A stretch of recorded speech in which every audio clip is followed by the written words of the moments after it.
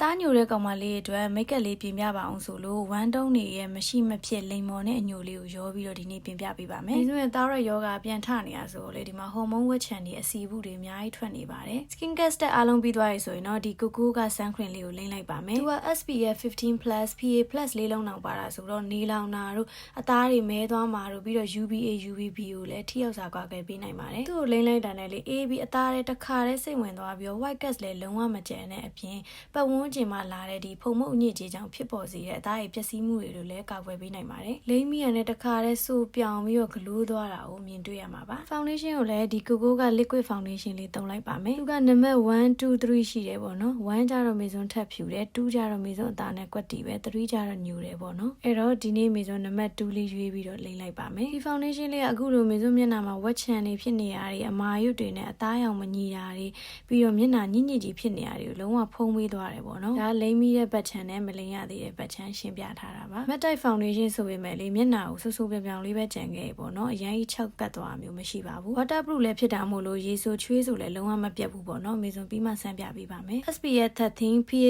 3လုံးပါတဲ့အပြင်သူက24နာရီ full coverage ပေးနိုင်တယ်ပေါ့နော်။ကဲအဲ့ဆိုလိုအပ်တဲ့နေရာလောက်ပဲ concealer လေးနဲ့လိုက်ပြီးတော့ဖုံးပေးပါမယ်။ပြီးရင်တော့ makeup တိတ်တိတ်လေးဖြစ်သွားအောင်ပေါင်နာလေးပပလေးလိုက်ပြီးတော့ပုတ်ပေးလိုက်ပါတယ်။အသားညိုရောင်အနုလေးကိုမေစွန်မျက်ခွန်တစ်ခုလုံးပေါ်တင်လိုက်ပါတယ်။ပြီးတော့အောက်မျက်ခမ်းကိုလည်းတီချာလေးထည့်ပေးလိုက်ပါတယ်။ပြီးရင်သူ့ထက်ရင်းနဲ့ဒီအညိုလေးကိုဒီမျက်ရည်အပေါ်လေးနဲ့ဒီအောက်မျက်ခမ်းကိုထပ်ပြီးတော့ထည့်ပေးလိုက်ပါတယ်။ရှင်းမပါတဲ့လိမ်မော်ရောင်လေးကိုထုံးစံအတိုင်းမေစွန်မျက်ခွန်အလယ်နဲ့အရှေ့ပိုင်းကိုတီချာလေးထည့်ပေးလိုက်ပါတယ်။အောက်မျက်လုံးကိုလည်းအဲ့အတိုင်းပဲအရှေ့ပိုင်းနဲ့အလယ်ပိုင်းလေးတီချာလေးလိမ့်ပေးလိုက်ပါတယ်။ပြီးရင်တော့ gel eyeliner အမဲလေးနဲ့ water line လေးတွေကိုဆွဲပေးလိုက်ပါတယ်။အသားညိုတဲ့ကောင်မလေးကမျက်လုံးမျက်ခုံးလှလေးများတယ်ပေါ့နော်။အဲ့တော့ eyeliner ကိုကြီးမဆွဲတော့ဘဲနဲ့ဒီနောက်ဖျားလေးပဲဆွဲလိုက်ပါမယ်။အရှေ့ကိုလုံးဝမဆွဲပါဘူး။ထုံးစံတိုင်းမျက်တောင်လေးကိုတေချာကော့ပေးပြီးတော့ခုနက water line ဆွဲထားတဲ့ပန်ဆယ်လေးနဲ့ပဲဒီမျက်ခမ်းအောက်တစ်ဝက်လောက်ထိကိုနက်နက်လေးဖြစ်အောင်ဆွဲလိုက်ပါမယ်။မျက်ခုံးကိုလည်းကုန်ကန်နီး mascara လေးနဲ့လုပ်ပြီးတော့မှလိုအပ်တဲ့နေရာလေးတွေကိုပန်ဆယ်လေးနဲ့လိုက်ဆွဲပေးလိုက်ပါတယ်။ပြီးတော့ browser လေးနဲ့မေစွန်နှာခေါင်းရိုးလေးတွေချ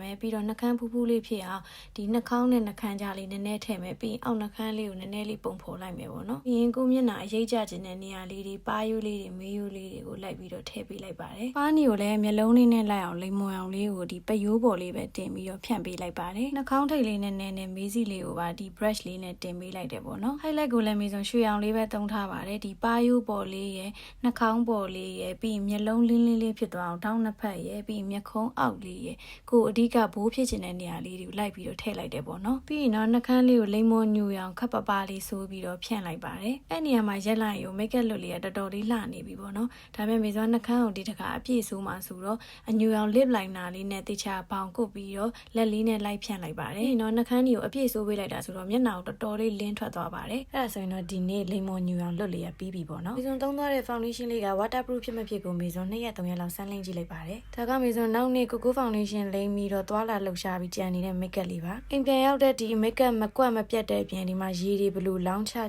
ပြီးတော့မျက်နှာတွေပါကောက်တစ်ဖြစ်တယ်ပေါ့နော်။အဲ့ဒါဒီတော့ makeup ကလုံးဝမကွက်မပြတ်ပါဘူး။မျက်နှာပေါ်တင်ထားတဲ့ color cosmetic တွေဒါအယောင်ကျသွားပြီမယ် foundation ကတော့လုံးဝမကွက်မရွေ့ပါဘူး။နောက်နေ့တကြံတော့လုံးဝစိတ်ချပြီပေါ့နော်။အဲ့တော့မေစွန်တို့လိုချွေးထွက်များတဲ့သူတို့ oily skin သမားတွေဆိုရင်တော့ဒီ foundation လေးကို try ကြည့်သင့်ပါတယ်နော်။ Bye bye